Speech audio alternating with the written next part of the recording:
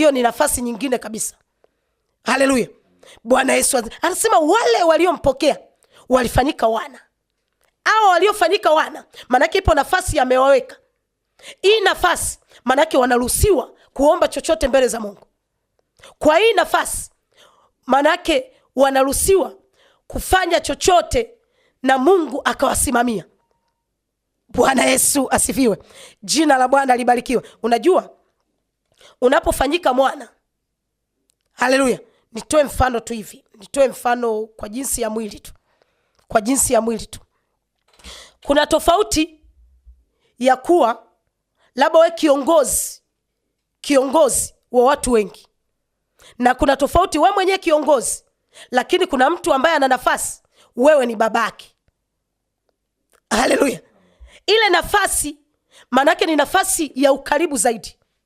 Bwana Yesu asifiwe. Anasema wote waliompokea aliwafanya kuwa wana wa Mungu, lakini yeye ni Mungu wa wote wenye mwili.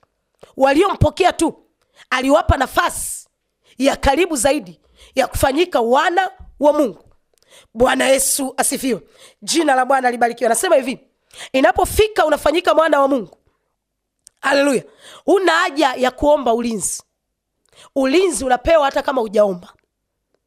Unapofanyika mwana wa Mungu, una haja ya kujisumbukia. Mungu anakusumbukia. Una haja ya kupambana, ya kupigana vita. Mungu anakupigania. Bwana Yesu, kwa sababu ni haki yako.